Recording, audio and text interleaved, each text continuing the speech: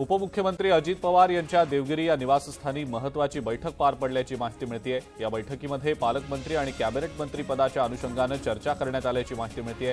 तसंच या बैठकीत विधान परिषद आमदारांच्या संदर्भात सुद्धा चर्चा झाल्याची माहिती समोर येतेय।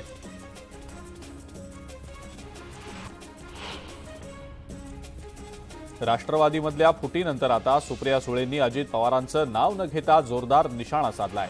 आपण राज्यातल्या पक्षाच्या कारभारामध्ये कोणतीही ढवळाढवळ केलेली नसताना सुद्धा त्यांच्या पोटात का दुखत होतं असा थेट सवाल सुप्रिया सुळेंनी विचारलाय। खासदारकीच्या तिकिटावरून सुद्धा सुप्रिया सुळेंनी अजित पवारांवर शरसंधान साधलंय। नुकतंच कल्याणमध्ये मनसे आमदार राजू पाटील यांच्या वाढदिवशी भावी खासदार असे बॅनर झळकले होते। त्यावर काही लोकांना मोठी स्वप्न पडतायत, पण स्वप्न पाहताना माजी आमदार असं लागू नये म्हणजे झालं असा टोला श्रीकांत शिंदेंनी आमदार राजू पाटलांचं नाव न घेता लगावलाय।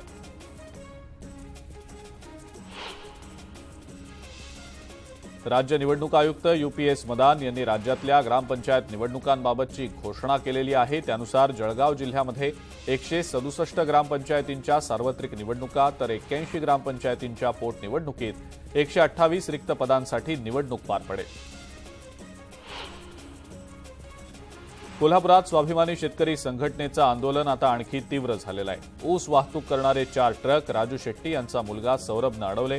यावेळेला सौरभ आणि वाहन चालकामध्ये खडाजंगी झाली आहे। ऊसाचा दुसरा हप्ता 400 रुपये दिल्याशिवाय साखरेचा कण कारखान्याबाहेर जाऊ देणार नसल्याचा इशारा स्वाभिमानीनं दिलेला आहे।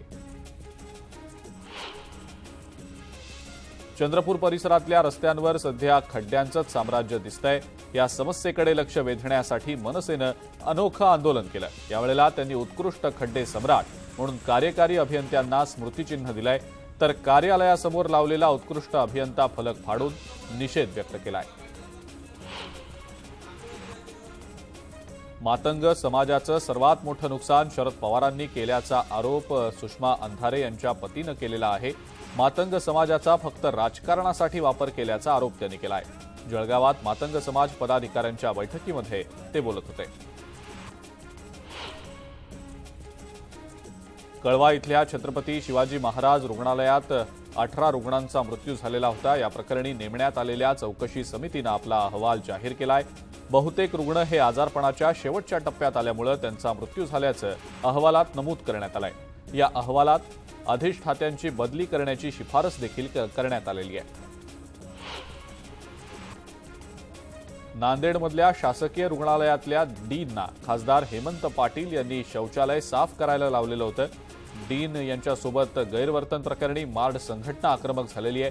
खासदारांनी तत्काळ माफी न मागितल्यास आंदोलनाचा इशारा मार्ड संघटनेनं दिलेला आहे। धोकादायक इमारतींच्या पुनर्विकासाला विरोध करून अडथळा आणणाऱ्या सदनिका मालकांच्या निष्कासनाबाबत अधिनियमात सुधारणा करण्याचा निर्णय राज्य मंत्रिमंडळ बैठकीमध्ये घेण्यात आलेला आहे। या संदर्भातला अध्यादेश लवकरच काढला जाणार आहे, त्यामुळे इमारतींच्या पुनर्विकासाला आता गती मिळणार आहे। जळगाव जामोद तालुक्यामध्ये ढगफुटी झालेली होती। यामध्ये नुकसान झालेल्या नागरिकांना अद्यापही मदत मिळालेली नाही। ही मदत मिळावी यासाठी म्हणून पूरग्रस्तांनी उपविभागीय कार्यालयासमोर धरणे आंदोलन केलं। मध्य आणि कोकण रेल्वे मार्गावरनं धावणाऱ्या रेल्वे गाड्यांच्या वेळेमध्ये बदल करण्याचा निर्णय मध्य रेल्वेनं घेतलेला आहे। रविवारपासून नव्या वेळेनुसार या रेल्वे गाड्या धावणार आहेत। नवीन वेळापत्रकामध्ये नवीन मार्गावर गाड्या सुरू करण्यात येतात, तर काही मार्गावरच्या गाड्यांची संख्या वाढवली जाते। मुंबई महानगरपालिकेच्या 4000 आरोग्य सेविकांनी आज आंदोलनाचा इशारा दिलाय। आरोग्य सेविकांच्या प्रलंबित मागण्यांकडे सरकारचं लक्ष वेधण्यासाठी आझाद मैदानावर ठिय्या आंदोलन केलं जाणार आहे। दसरा आणि दिवाळीच्या काळामध्ये महागाईचा चटका सर्वसामान्यांना बसण्याची चिन्ह दिसतायत। मुंबई कृषी उत्पन्न बाजार समितीमध्ये 1 महिन्यात हरभरा, मसूर, उडीद, मूग, वाटाणा आणि शेंगदाणे यांच्या दरात मोठ्या प्रमाणात वाढ झालेली आहे। तूर डाळीच्या दरातही प्रचंड वाढ झाली असून होलसेल मार्केटमध्ये दर प्रति किलो 165 रुपयांवर पोहोचलाय।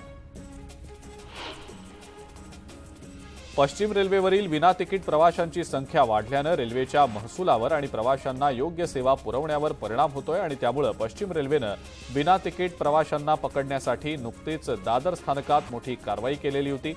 काल अंधेरी स्थानकातही धडक कारवाई करत 2693 विना तिकीट प्रवाशांना पकडण्यात आलं। या विना तिकीट प्रवाशांकडून तब्बल 7,14,055 रुपयांचा दंड वसूल करण्यात आलाय। हार्बर मार्गावरच्या विशेष मेगा ब्लॉकचा फायदा एनएमएमटीला झालेला आहे।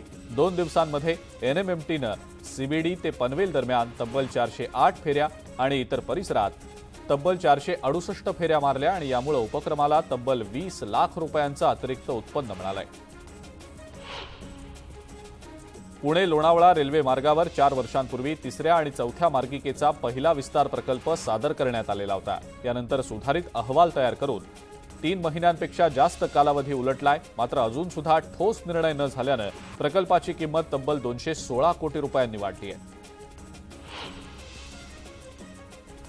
देशातील घरांच्या विक्रीमध्ये गेल्या वर्षीच्या तुलनेत जुलै ते सप्टेंबर या तिमाहीमध्ये तब्बल 36% वाढ झाली आहे। देशातल्या प्रमुख 7 महानगरांमध्ये 1,20,000 घरांची विक्री झाली आहे। विशेष म्हणजे यातील निम्म्याहून अधिक घरांची विक्री मुंबई आणि पुण्यामध्ये झाली आहे।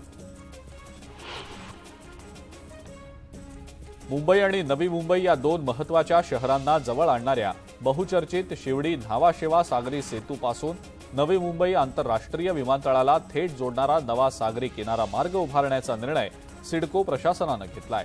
महाराष्ट्र सागरी किनारा व्यवस्थापन प्राधिकरणानं या महत्त्वाकांक्षी प्रकल्पाला हिरवा कंदील दाखवलाय। खाडीच्या बाजूनं समांतर असा हा किनारा मार्ग थेट विमानतळाच्या दिशेनं नेण्यात येणार आहे।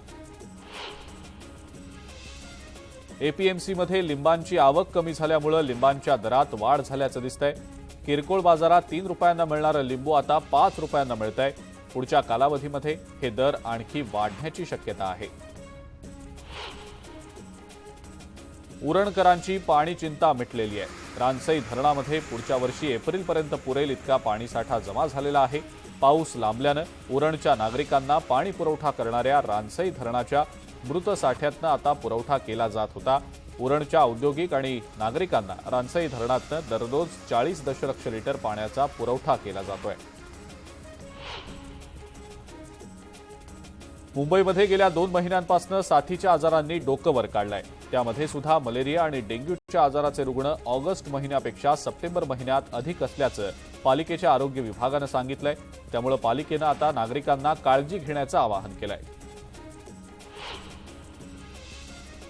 महाराष्ट्र राज्य रस्ते विकास महामंडळाच्या अंतर्गत मुंबईच्या प्रवेशद्वारावर असलेल्या टोल नाक्यांवर 1 ऑक्टोबरपासून दरवाढ लागू झालेली आहे। त्यामुळे शालेय बस चालकांनी 5% दरवाढ करण्याचा निर्णय घेतलेला आहे। ही भाडेवाढ 1 ऑक्टोबरपासूनच लागू करण्यात आल्यानं याचा फटका 3,500 विद्यार्थ्यांच्या पालकांना बसणार आहे। जळगावातल्या धरणगाव तालुक्यात ठाकरे गटाकडून होऊ दे चर्चा या कार्यक्रमांना सुरुवात झालेली आहे आणि त्याला नागरिकांचा उत्स्फूर्त असा प्रतिसाद देखील मिळतोय। जिल्हाप्रमुख, नगराध्यक्ष, पदाधिकारी यांनी ग्रामस्थांसोबत वेगवेगळी उदाहरणं मांडून सरकार कशा पद्धतीनं अपयशी ठरतंय याबाबत चर्चा केली आहे। वाशिम जिल्ह्यामध्ये चोरट्यांचा सुळसुळाट झालेला आहे। चोरट्यांनी मंदिरातल्या दानपेटीवर डल्ला मारलेला आहे। मंदिरातील दानपेटी चोरट्यांनी पळवून दिल्यानं गजानन महाराजांच्या भाविकांकडून भक्तांकडून संताप व्यक्त होतोय। तर या चोरट्यांना जेरबंद करण्याची मागणी करण्यात येते।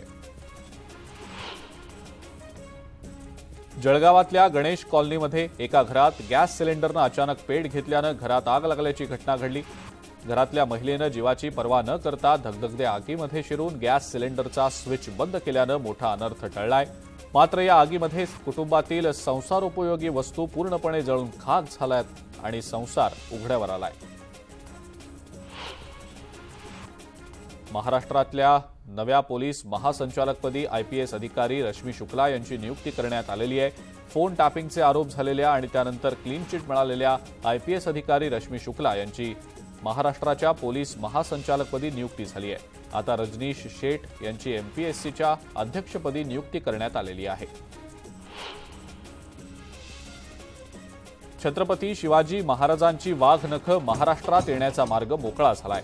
लंडनमधल्या व्हिक्टोरिया म्युझियममध्ये सांस्कृतिक मंत्री सुधीर मुनगंटीवार यांनी वाघ नखांसंदर्भात महत्त्वाच्या करारावर स्वाक्षऱ्या केलेल्या आहेत। कराराच्या दरम्यान मुख्यमंत्री एकनाथ शिंदे ऑनलाईन पद्धतीने उपस्थित होते। सरकारनं ही वाघ नखं कायमस्वरूपी आणण्यासाठी प्रयत्न करणं गरजेचं असल्याचं मत संभाजीराजे छत्रपतींनी व्यक्त केलंय। म्युझियममधल्या फलकावर ही वाघ नखं छत्रपती शिवरायांची असल्याची शक्यता आहे असं लिहिल्याचं म्हटलंय। तर छत्रपती प्रतापसिंह महाराजांनी भेट दिलेल्या वाघ नखांना ऐतिहासिक मूल्य असल्याचं सुद्धा संभाजीराजेंनी आपल्या ट्विटमध्ये म्हटलंय। राज्यातल्या 2359 ग्रामपंचायतींसाठी 5 नोव्हेंबरला मतदान होणार आहे। राज्य निवडणूक आयुक्त UPS मदान यांनी याची घोषणा केलेली आहे। 3080 रिक्त पदांसाठी सुद्धा पोटनिवडणूक होणार असल्याचं त्यांनी सांगितलं। दिवाळीच्या निमित्तानं शिधापत्रिका धारकांना 100 रुपयात आनंदाचा शिधा देण्याचा निर्णय मंत्रिमंडळ बैठकीत झालाय। या शिध्यामध्ये आता मैदा आणि पोह्याचा सुद्धा समावेश करण्यात आलेला आहे।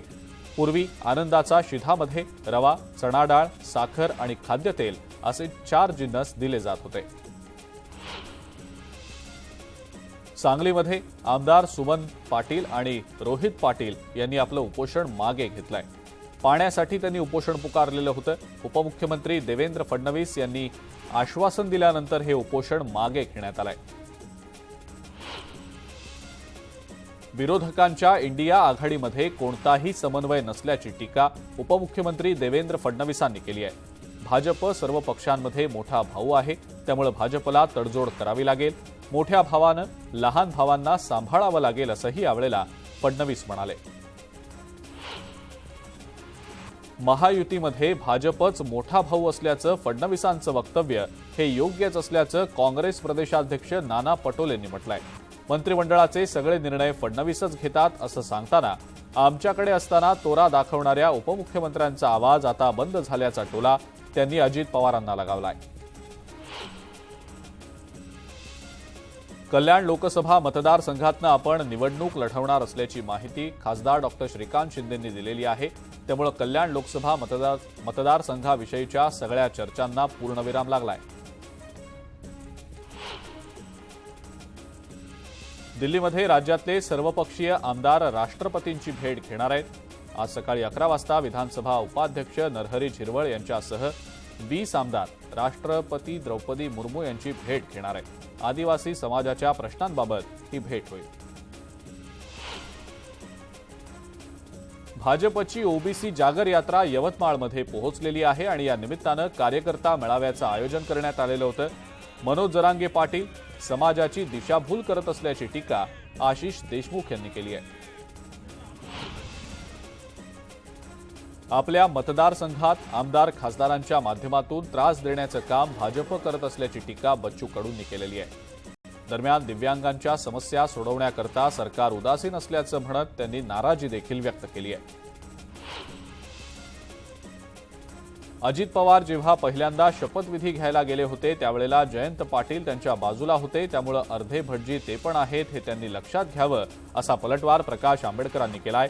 जर मोठे भटजी तारीख काढत नसतील तर छोट्या भटजींनी ती काढावी असं आवाहन देखील त्यांनी केलंय।